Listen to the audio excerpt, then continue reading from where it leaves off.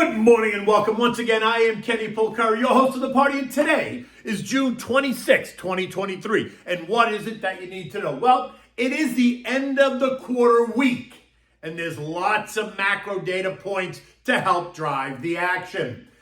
There's going to be pending and new home sales. There's going to be manufacturing data, but Friday's PCE report will be key to the Fed think.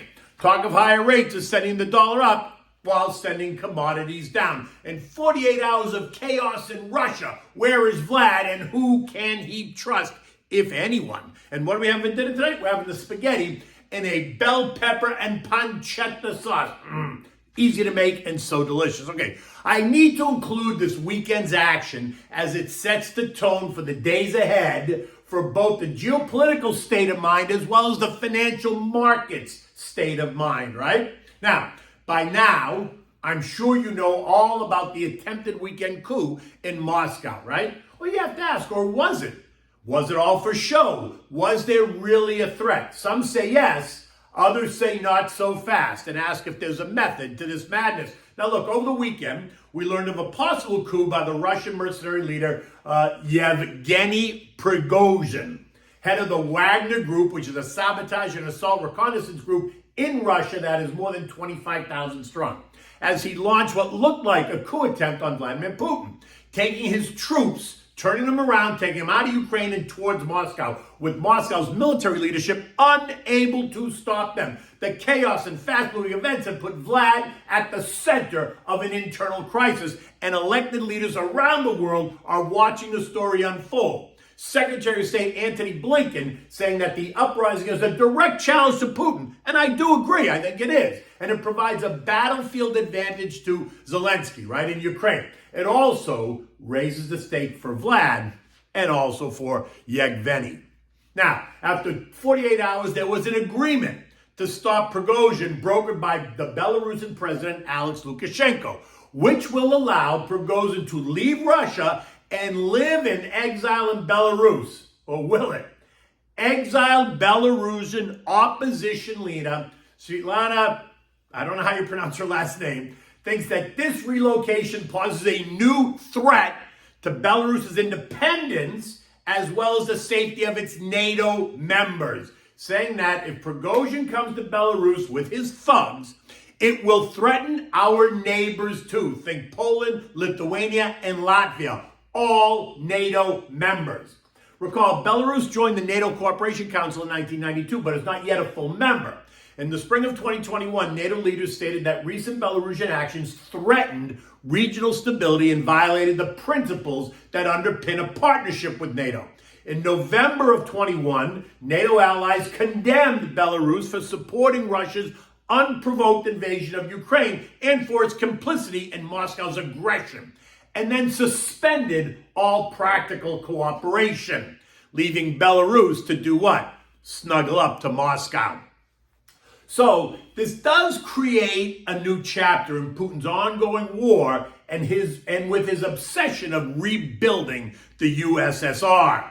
Neither Putin nor Prigozhin have been seen since yesterday. In any case, while it's all very dramatic, global investors do not yet appear to be raising the warning flag.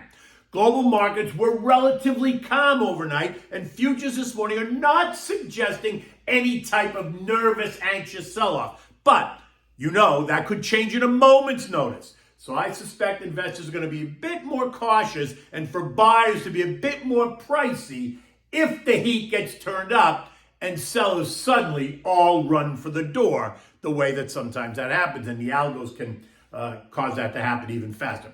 At 5 o'clock this morning, European markets are all lower after opening in positive territory. Markets across the region, they're down between 0.4% and 0.8%. U.S. futures, which were also slightly higher overnight, have also turned negative. Dow futures down about 30 points, S&P's down 5, Nasdaq down 35, and the Russell's off by 8. Now recall, I have been calling for a bit of a pullback anyway, right? S&P 4,200 is what I've been saying at least. So this is not surprising. I'm just surprised investors are not a bit more nervous considering the weekend news, right? And that, like I said, that could change on a dime. Okay, so now we're in the final week of the second quarter. It's hard to believe, but it is what it is. In any event, it's been a crazy first half of the year. We have the Dow up 1.7% year to date. The S&P's up 13%.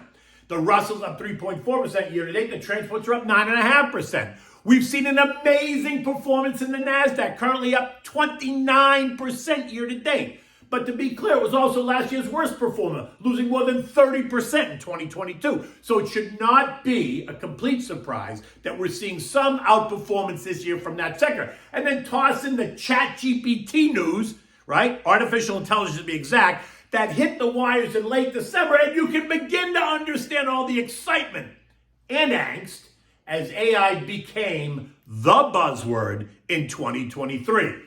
The top names stealing the spotlight this year as investors go all in on artificial intelligence.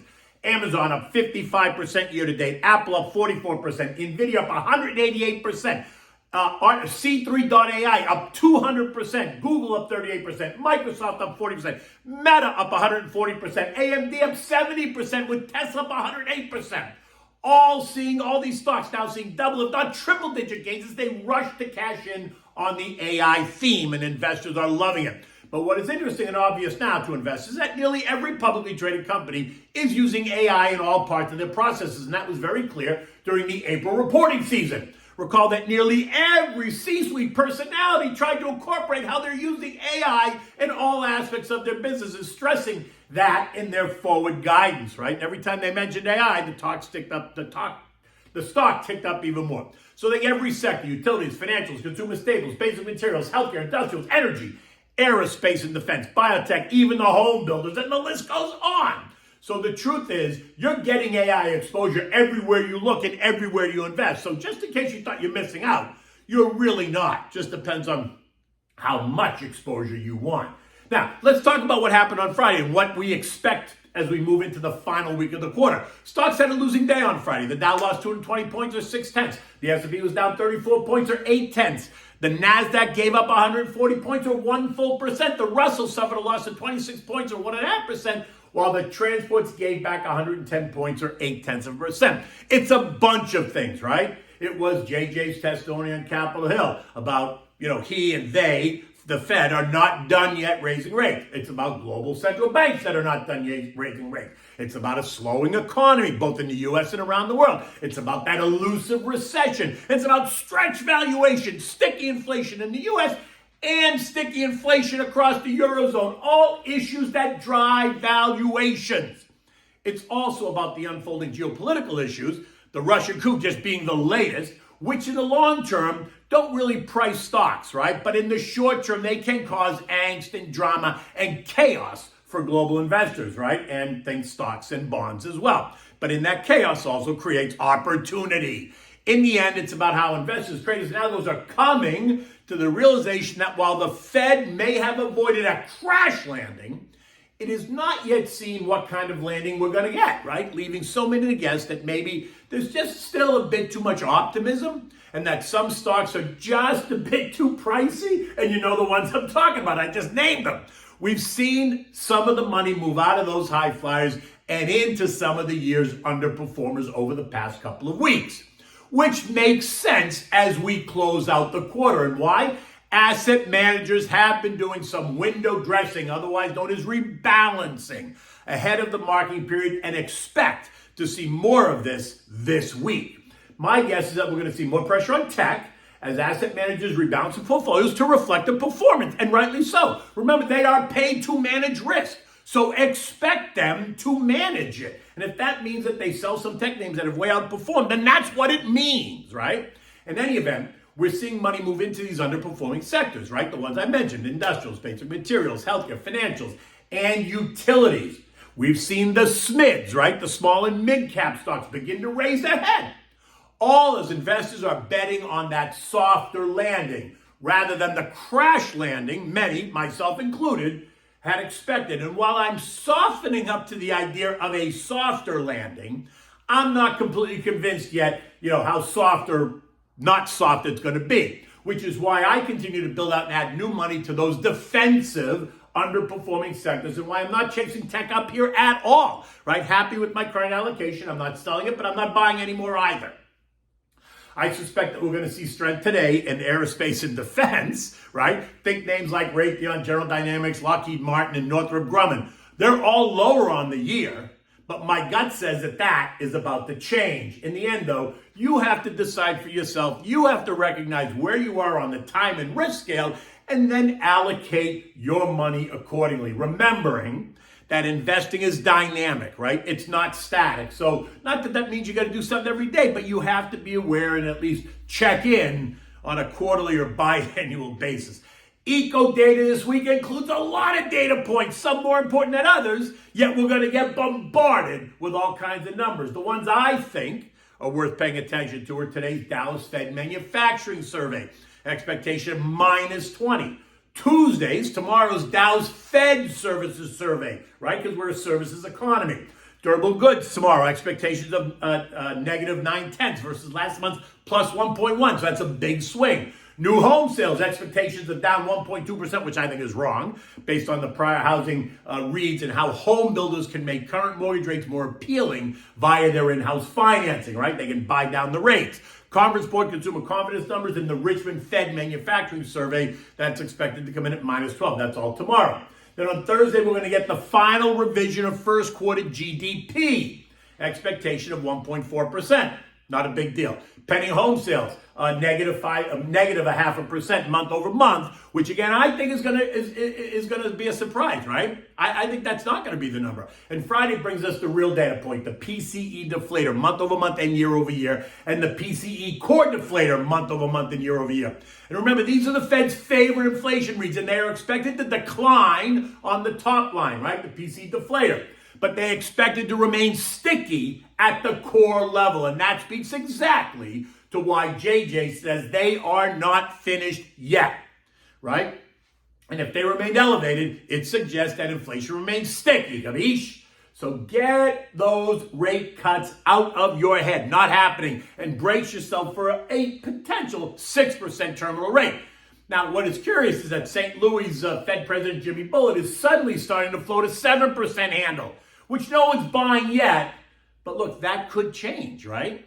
Now, the dollar index ended the week at 102.90 after kissing resistance at 103.06. But it is still higher, and that's putting pressure on the commodity complex, something we've been talking a lot about. Any talk of higher rates is going to continue to push the dollar up. And if the drama in Russia heats up, then I also expect to see the dollar move higher. And that's going to continue to have a negative effect on both gold and oil and other commodities. Well, pay attention now. Oil ended the week at 69.16, right? And this morning it's trading up 60 cents at 69.76 on the back of what? The Russian drama. But oil is also off its 2023 highs, and analysts tell us that oil is weak because the ongoing rate hikes by global banks is going to sap demand, causing a risk-off mentality, and that causes traders to hit the sell button, leaving buyers of oil to just step back, right? To chest the angst of the limits of the seller angst. Now, just to put it in perspective, the world produces 82 million barrels per day, and it uses about 101 million barrels per day. So I ask you, is this a supply issue or is this a demand issue? So then you ask, okay, then why is oil trading lower? WTI and Brent, why is it trading lower? The answer is that the market is handicapping the future Fed moves as it always does. Remember, commodities are priced in dollars, so higher U.S. rates will drive the dollar higher, causing oil and other commodities to trade lower, based on that action, right? Regardless of demand. It's just a math equation. A stronger dollar equals lower prices, while a weaker dollar equals higher prices. Now, oil is now well below all three trend lines, testing the lows of the year. And while it is struggling to stabilize, the talk of a stronger dollar is going to keep that pressure on. Funny thing, though, is that lower prices in oil is actually going to stimulate demand, right? And some of that demand is going to be JoJo buying oil on the open market to refill the strategic petroleum reserve. Now, gold, it's the same argument. A stronger dollar is going to continue to put pressure on gold until there is an extraneous, think black swan event that causes investors to move into the safety trade, which is what we're seeing today. Gold is up $10 on the back of the Russian drama. The other event that's going to help gold would be a cut in rates, which is not happening at the moment at all. So I suspect gold is going to struggle unless the Russian drama heats up. Gold is just $45 away from testing the 200-day moving average, which is down at $18.95, which I think, if it tests there, it will prove to be support, while the intermediate-term trend line up at 1975 at the moment will prove to be resistance. So we're in that 1895, 1975 trading range, right? And since we're talking commodities and the Russian drama, have you seen wheat? Wheat is up 30% since the June low, and it's up 2.5% today, and that is while the dollar trades higher as well, which debunks the stronger dollar, weaker commodity price argument, only because wheat is food, right? It's a food product, and like oil, it is not really a discretionary item. So we need energy and we need food. Those are not debatable, no matter if the world is in crisis or not in crisis. If the world's not in crisis, then it reacts more to that equation. When the world's in crisis, all bets are off the table. Treasuries remain stable. The 3 and 6 month are yielding 5.3 and 5.4% respectively. The 2-year and the 10-year yielding 4.72 and 3.7% respectively. Now don't forget, like I said, it is the end of the quarter. So there will be plenty of action regardless. My suggestion is sit tight as this week progresses. Stick to the plan. I suspect that we could test short-term support at S&P 4200 over the next couple of trading sessions. And before you panic, it's only a 3% move lower, right? So what happens when we get there, though? That will be the next question. Will it hold or will it not? And that's going to be, as we get there, we'll have a better sense. In any event, take good care. So let's talk about what we're having for dinner. Okay, so this is a really, really simple dish. It's different, not something that maybe you'd think of, but once you try it, you're going to love it. It's spaghetti in a red and yellow bell pepper sauce with crispy pancetta. It is delicious. It's a simple dish, and it will certainly become a family favorite. It takes about 30 minutes to make. For this, you need the pound of spaghetti. You need 3 yellow bell peppers, 1 red bell pepper. You need to core them and slice them. You need pancetta, right? You can use bacon if you don't have the pancetta. You need olive oil, and you need fresh parmigiana as usual. Now, start by bringing a pot of salted water to a rolling boil. Put it on the back burner. Keep a lid on it just so it's ready when you need it. Now add the sliced peppers to a saute pan. Add some olive oil. Saute until the peppers get soft. That might be 8 or 10 minutes. In another frying pan, saute pan, put the pancetta. Turn the heat up and let it get nice and crisp and render the fat. When it's done, you want to remove the pancetta and just put it in a bowl for later. You want to save the rendering because you're going to use that in a minute. Now, when the peppers are soft, you want to place them in your food processor with the fat from the pancetta or the bacon, whatever you use. Blend it until it's nice and smooth, right? At the same time, you're going to put the spaghetti in the boiling water. Cook it until it's al dente. It might be 8 minutes or so. Now, take the blended bell peppers with the pancetta oil, put it back into the saute pan. Turn the heat to simmer just to keep it warm. Now take a half a ladle of the pasta water while the pasta is still cooking. Just add that half a ladle to that pepper sauce, right?